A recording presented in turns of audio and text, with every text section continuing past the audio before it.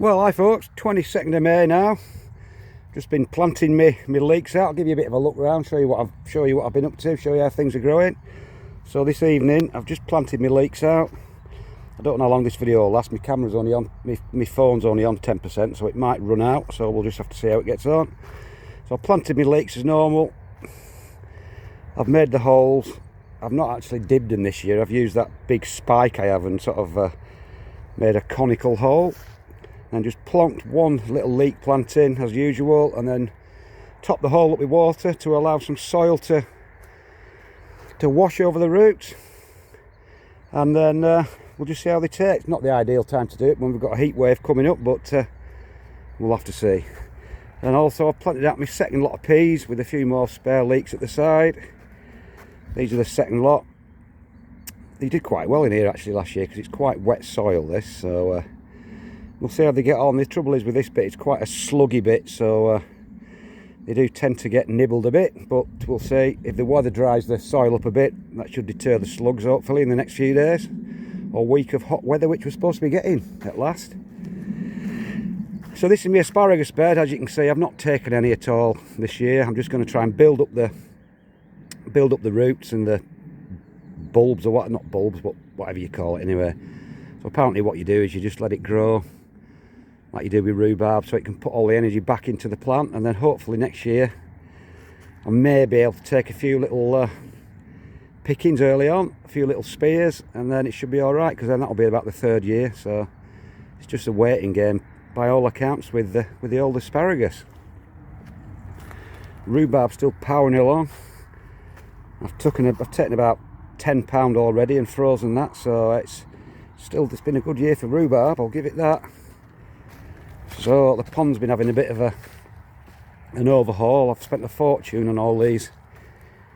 It's in progress at the moment, all these solar powered things. We've got a solar powered aerator there. I've made some of these bog filters, one there and one there, which you fill with drainage material and pump the water from the top to the bottom, and it filters up through gravel and things, and you can put plants in as well, and it's just a way of filtering out any of the stuff. And also I've bought myself a UV clarifier, which is in there at the moment, which is helping to clump together all the green algae. Apparently it makes it clump together into bigger lumps, and then you can filter it out because it's quite green at the moment. And over there's another pump underneath with a filter, and that's going on to some bio stuff to help grow the beneficial bacteria. That's tubes full of expanded clay pebbles, which is supposed to help grow the beneficial bacteria and make everything nice and healthy. So that's the pond. It's not stopped being green yet, but when it all finds its nice balance, it should be okay. And I'm really pleased with these this year. Planted loads of these allium bulbs. I do like them, and the bees absolutely love them. So I got loads last year from Asda, last back end, and I got some reasonably big ones. Not the big silly big ones, but they're quite nice. They're quite big, and there's quite a few more coming up, and they're all interspersed in there with me other stuff. That's the big iris. It grows some fantastic little beautiful flowers. And my wild poppy is just starting to come out, my big one. I've had this in here for about 20 odd years. And we get a lot of these Mechanopsis Cambria, these Welsh poppies everywhere at home, so I just chucked a few seeds in, so hopefully they should take hold. So we'll just have a look in the polytunnel. It's a bit of a mess in here as usual. Got all my lettuce in now. These are the pelleted seed, Verdadgio and Classio. Not bad. Should be ready in about 2 weeks, I would think now. So looking all right. And I've got my French beans in. The day after I planted one, that one over there got eaten by something. So I decided to turn my electric fence on again. It does work in here because it doesn't get rained on, which short circuits it. So that's going to help keep the slugs off, and a few more lettuce in there, just for good measure. So on to the main bit. This is my apple tree in a pot on an apple tree. Never seen as much blossom this year, so hopefully might get an apple set for the first time. The one in the pot's a bit smaller than the one in the ground, obviously, but we'll just see. Raspberries looking all right so far. So this is the main bed. Garlic planted in, when did I plant this? Early March, doing really well.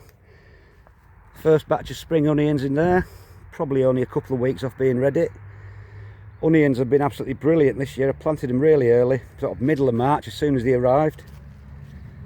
And they just look so healthy this year. No sign, oh, I've just spotted a sign of a bolter on the red one, which is very, very early and disappointed. So we'll see. Anyway, oh, it's a bit of a bummer, that one. So these are the banana shallots.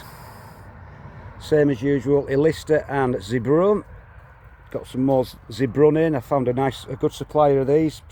Select Seeds, no, Premier Seeds Direct. Been fantastic since I started to grow them again. Some more down the side, and then in my little brassica cage, there's a few spare strawberries in there, and you won't be able to see them. There are some little kale plants planted in there. I planted them really out quite small because I just wanted to get the roots in quick. I planted 7 and 2 have been eaten by slugs, so I've only got 5. And these are the first lot of peas, doing really well. I put some string across to tie them up to the netting, so they'll just start to take hold naturally with the tendrils. But yeah, they're about a foot tall now, so not too bad. Carrots are doing well. These are in the new sand boxes, so all right. I've only had a couple of fatalities, one there and one there. So out of 48 that I planted out and thinned out, there's only 2 have not survived. So can't be complaining too much about that. And then onto the potatoes. All the spuds are flying up now. We're ready to just about top up to the top of the pots. So they're the new ones. This is some more spring onions and garlic, and that's going to be an unbelievable display of foxgloves.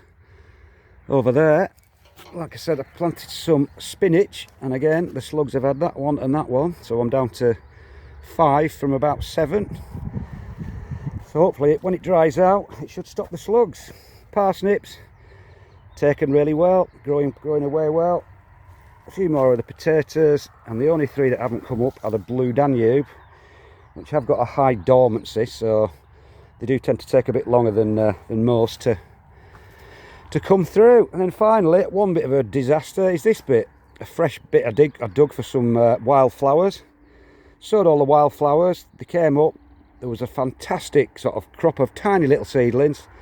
Didn't come up for a couple of days, came up and there wasn't one left, so the slugs had every single one of these seedlings. So I'm putting bits of wood down to try and trap the slugs so I can find them, and I've put a few slug pellets down as well. So I'm going to give it a go. I'm going to sow them again and see if we can get a bit more of a success, because it was really disappointed. Like I said, they'd all come up, it's looking like they're going to be really good, and then something ate them all overnight. So anyway, that's how things are going, folks.